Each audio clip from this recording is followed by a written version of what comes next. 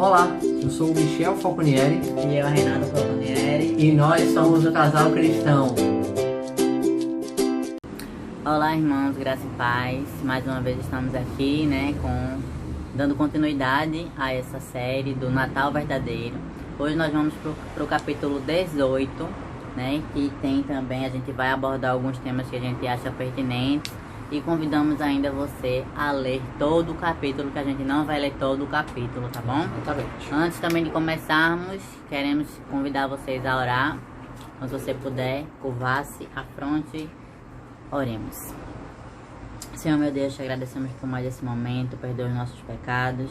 Nos ensina, Pai, através da Tua Palavra, cada ato que o Senhor quer que a gente pratique, Seja o perdão, seja a misericórdia, seja o amor para com o próximo, que venha tudo de Ti. Abençoa cada pessoa que assiste esse vídeo e esteja conosco, em nome de Jesus. Amém.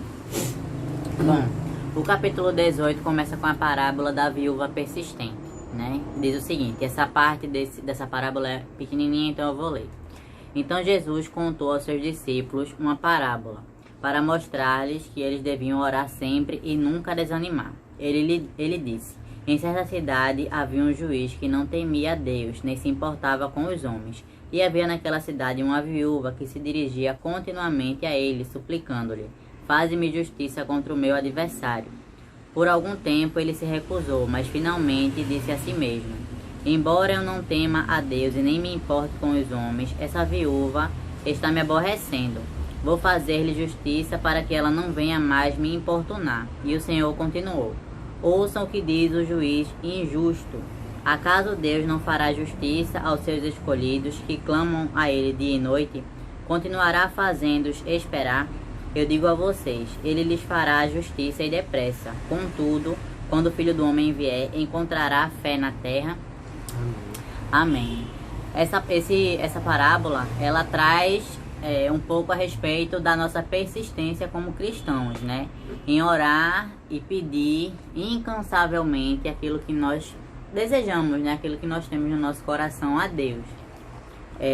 Seja você orar sempre, e às vezes você acaba achando que não tem resposta, ou que Deus não está ouvindo você, Isso, não tenha isso no seu coração, porque Ele ouve cada oração, Ele vê cada lágrima rolar, Ele vê toda a sua ansiedade, todo o seu desespero, toda a sua gratidão também, que temos muitas coisas a ser gratos, mas tem aquelas pessoas que têm mais problemas do que outras, algum tipo de doença, ou uma separação, cada pessoa tem os seus conflitos, mas Deus, Ele ouve toda oração, e Ele abençoa aqueles que o buscam incansavelmente. Amém. Tanto que no último versinho aqui da parábola, no versículo 8, diz o seguinte, Ele lhes fará justiça e depressa.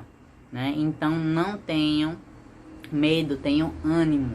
Deus pede a nós, e em vários pontos da Bíblia, a termos ânimo.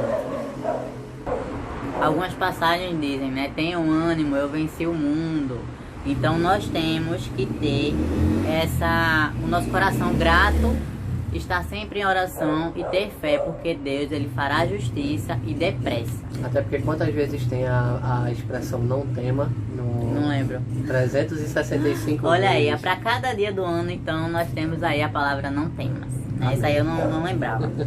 E venha também o questionamento no finalzinho da parábola, Quando o Filho do Homem vier, Ele encontrará fé na terra? Será que nós não estamos vacilando demais na nossa fé? Fica aí a reflexão para vocês, Será que a qualquer coisa a gente vacila, a gente duvida, a gente já desanima? Será que com um passo que a gente deu, que deu errado, a gente já descarta o dia inteiro e passa o dia inteiro com raiva? Então fica essa reflexão. A partir do 9 tem a parábola do fariseu e do publicano, que nós temos no canal essa parábola, então eu vou deixar aqui em cima o card e na descrição do vídeo o link, tá bom? Amém. Então eu não vou abordar essa parábola do fariseu e do publicano, porque nós temos aí no canal. E a partir do 15 tem o título, Jesus e as crianças.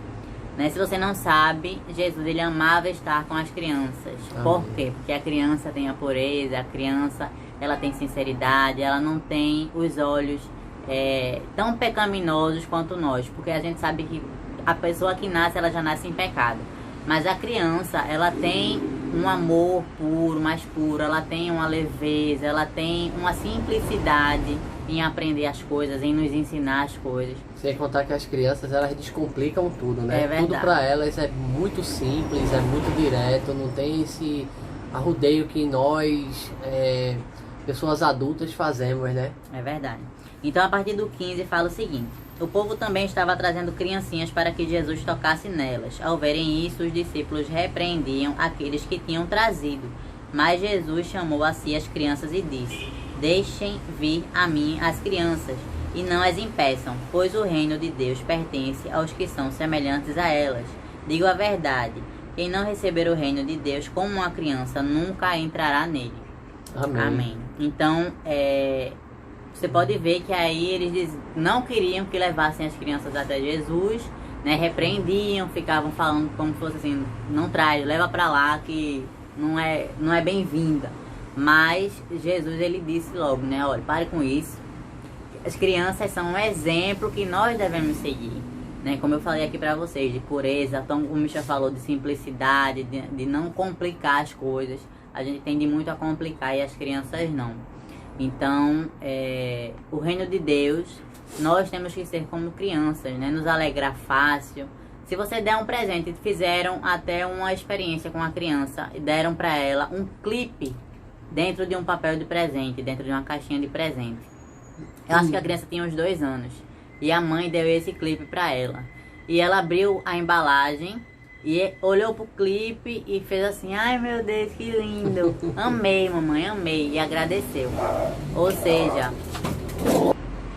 seja, ela ganhou ali algo que acho que 20 centavos, não sei, um clipe que prende 2 pedaços de papéis, e para uma criança não tem serventia, mas ela, pelo simples fato daquilo ali, a mãe dela ter dado aquilo como um presente para ela achou valiosíssimo. Então imagina um adulto numa situação semelhante. Você agora, na época de Natal, um amigo secreto, e aí você recebe dentro de uma caixinha de presente um clipe. Qual seria a sua cara? Seria provavelmente de decepção.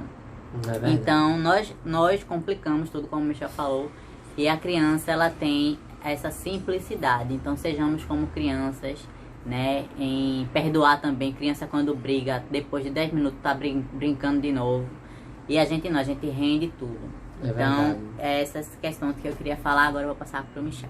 É isso aí, amados. Eu me lembro que quando eu era mais novo e eu brigava um pouco com meu irmão, né? O meu irmão Júnior.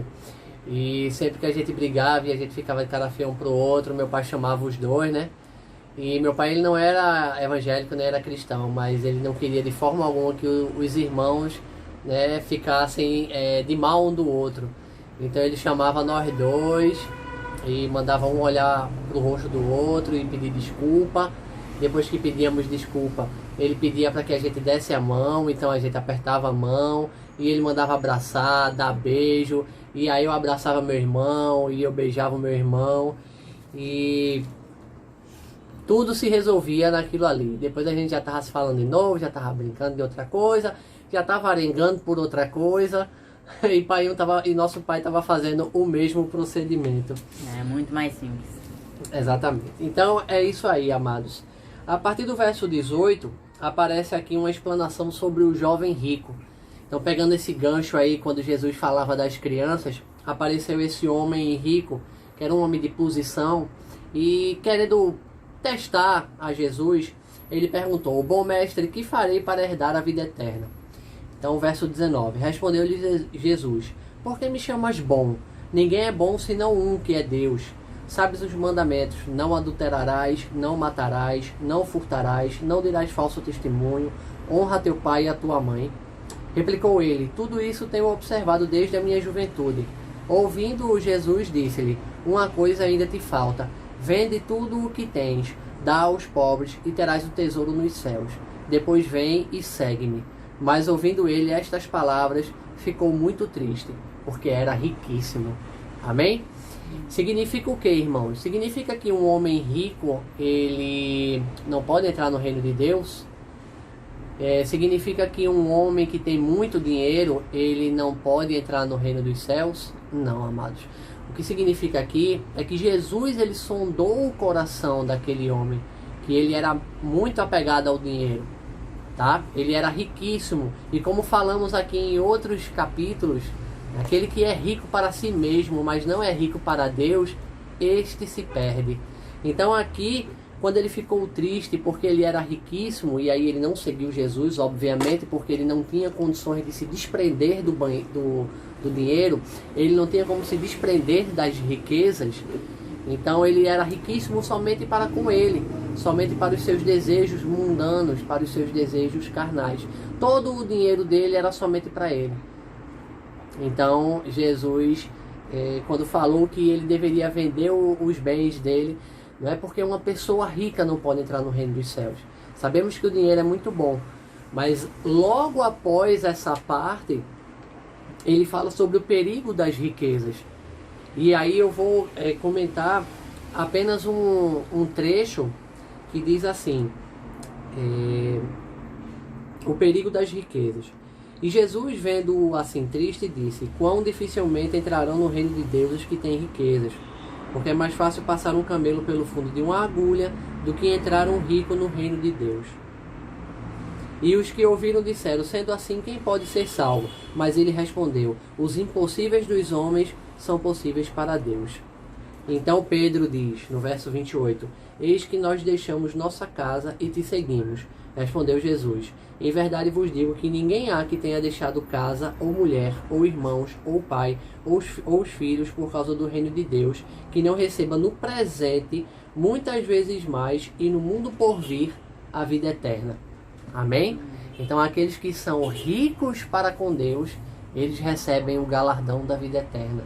Aqueles que não se prendem às riquezas, aqueles que não se prendem ao poder, à glória, a um título, aqueles que não se prendem aos desejos mundanos, né, aos desejos ruins dessa terra, desse mundo, que é o dinheiro, é o poder, é o sexo desenfreado, são as drogas, os desejos carnais. Quando você consegue se desprender disso, então o seu tesouro, o seu coração estará no tesouro mais belo e mais precioso, o verdadeiro tesouro. E esse verdadeiro tesouro é o reino de Deus.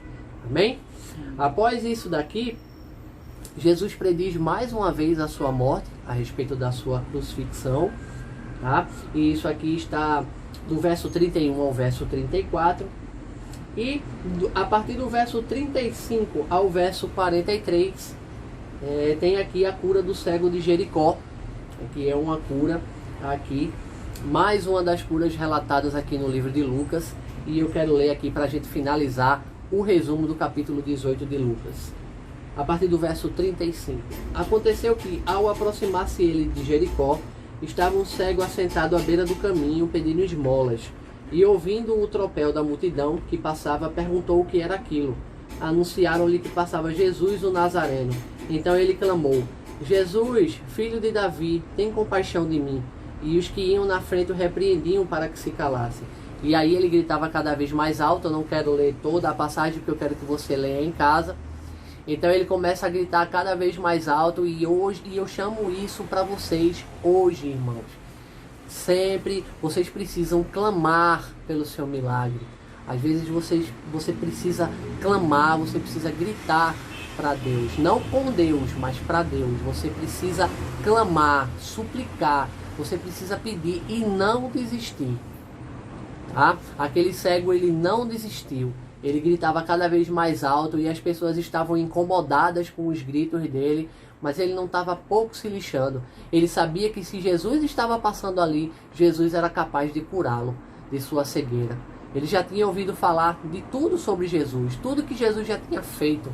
Suas palavras maravilhosas, as outras curas que ele fez, do jovem possesso, da mulher encurvada, certo? Do homem da mão mirrada e vários outros milagres que aconteceram. E ele queria também receber um milagre. Então ele gritava cada vez mais alto. Então eu digo isso para vocês, irmãos.